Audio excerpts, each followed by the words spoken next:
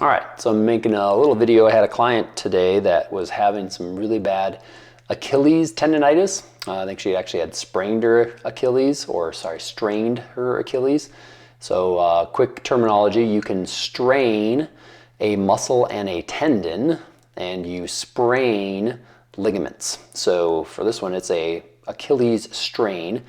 So anyway, she said she was doing some like downward dog in yoga, and she felt like, she had a really tight calf and kind of tight arch of the foot. So when she was in that position, she was really trying to kind of stretch that out and push down, and it actually caused a, slight, tight feeling in the back of the Achilles and calf. So anyway, we were kind of looking and assessing some of the ranges of motion. We noticed that there were some foot asymmetries, but also some hip and actually some quad and knee joint asymmetries as well. And I'll kind of explain that really quick, but your glutes, your quads, and your calf muscle all work together to basically help and lift you up out of a squatted position.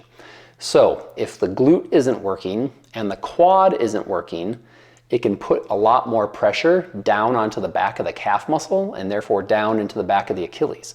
So it's very, very important to make sure that your glutes and your quads are working effectively in order to actually give you some relief down into your foot.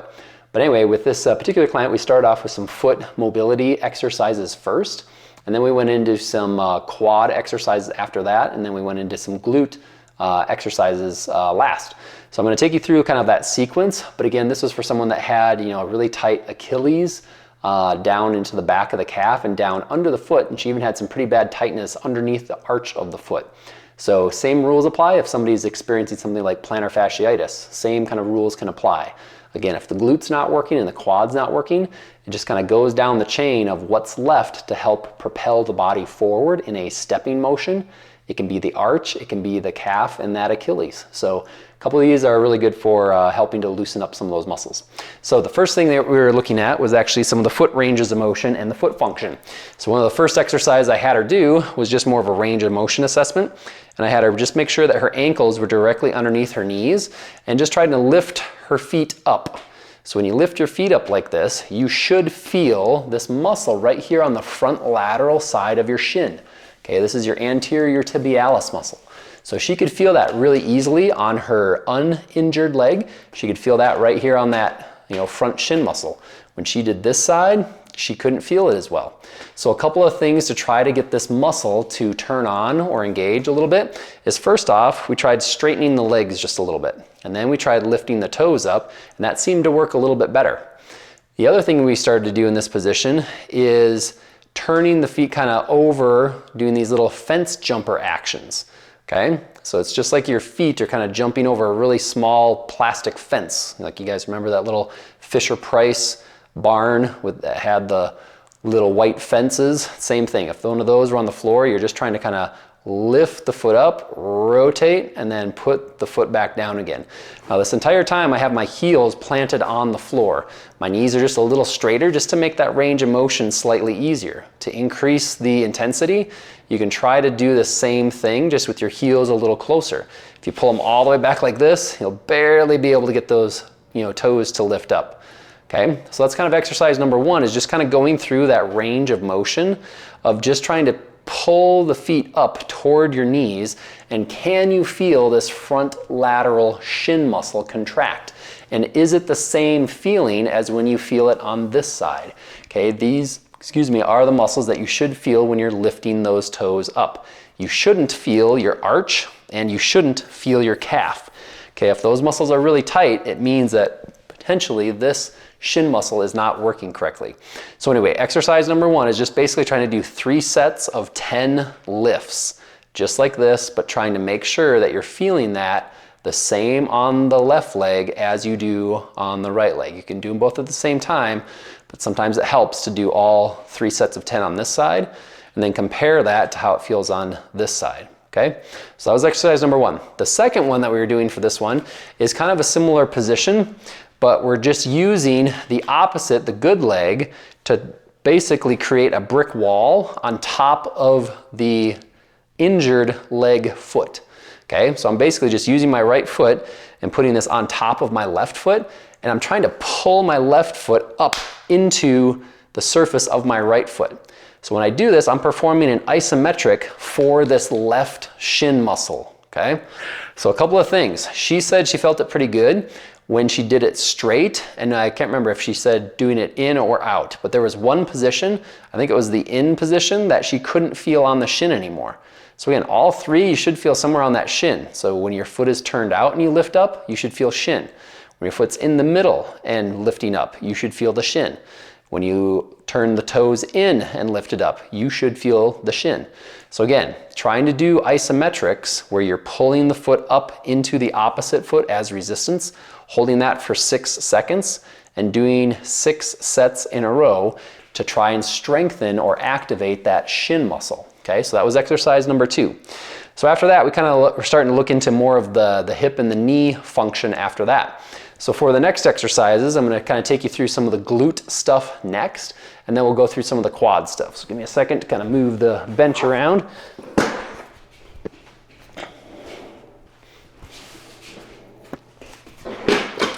All right, so for this one, I'll show it kind of facing this direction, but in this position, I'm going to lie on my stomach, and you'll be able to see a pretty big asymmetry from one side to the other. So when you bend your knee lying on your stomach like this, and as you lift this knee off of the floor, you should feel your glute. Okay, so this big back butt cheek muscle. That's the muscle that should be helping to lift your leg up and off of the floor. Now when I personally do this on my right leg, I can feel that in my right glute. But when I do this on my left leg, I don't know if you can notice, but my leg wants to turn in immediately like this. Okay, so when I lift this one up, that's a little tougher. I can't get the leg up as high, and I start feeling it into my lower back. So she kind of felt some similar stuff on her left leg. And again, it was the left Achilles that was bothering her. So kind of exercise number 3 here in the list was just trying to do these leg waves. Okay, so you're just trying to gently kind of swing your leg kind of in and out. Now if you notice, I don't have much range going outward this way.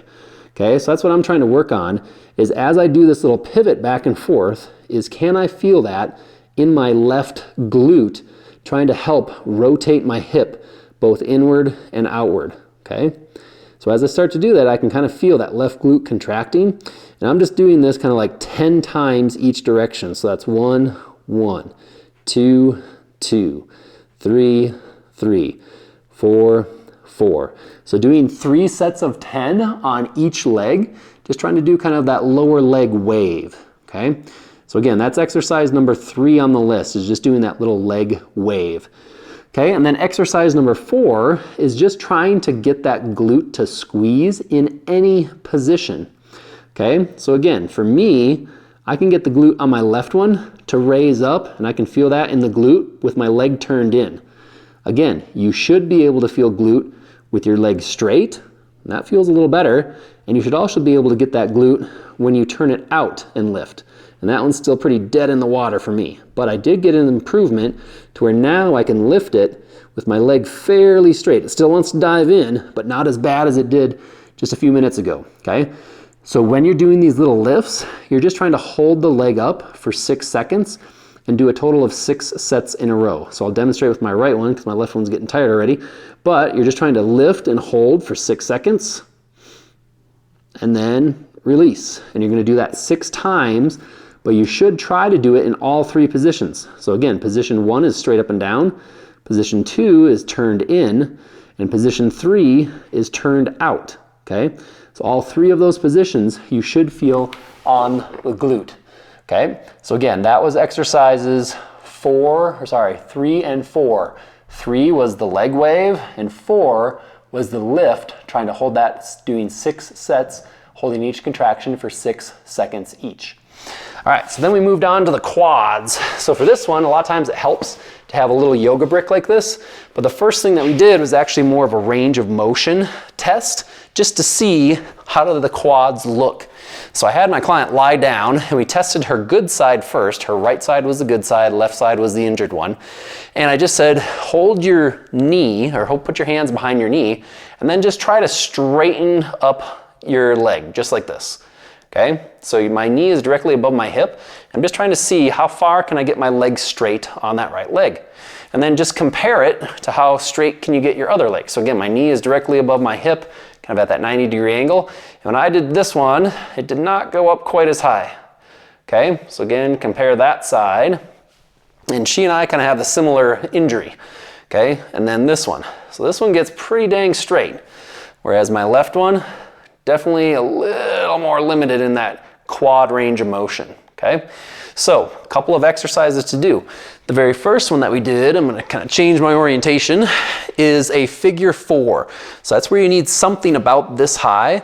So this could be a medicine ball, this could be a basketball, this could be maybe a foam roller on its side, this could be, you know, something about that width or height, okay?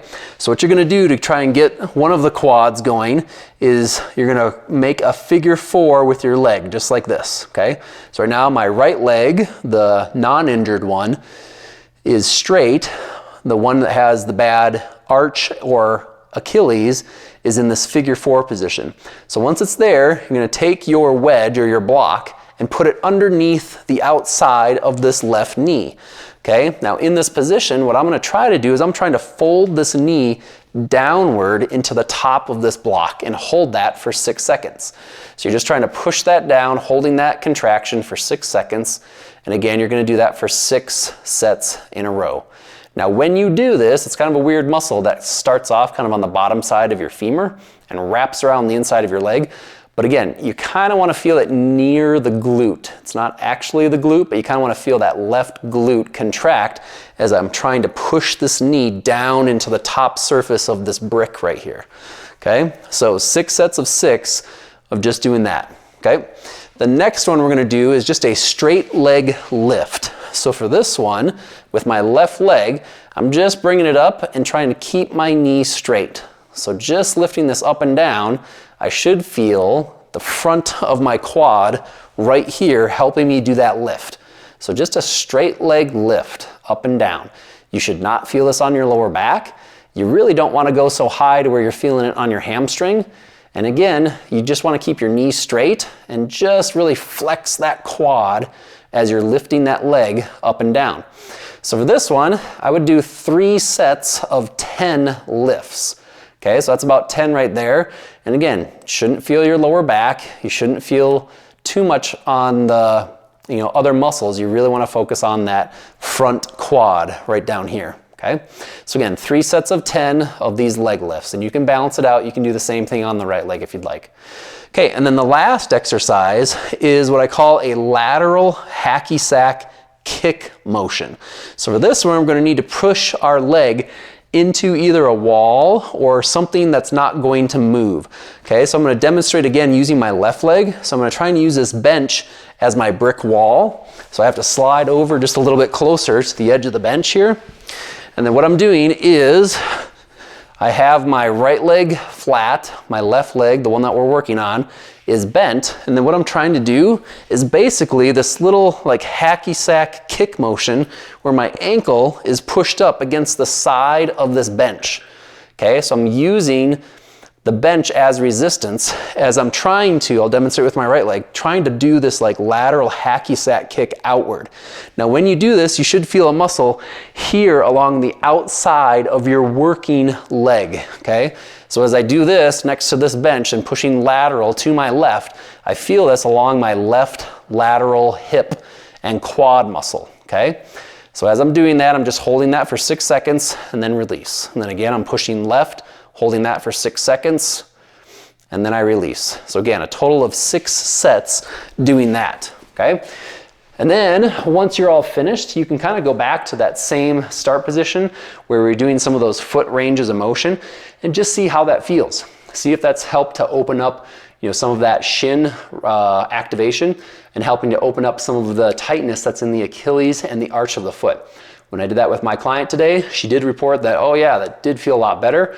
We saw improvements in both the range of motion and on the activation of those particular muscles. So give that a shot.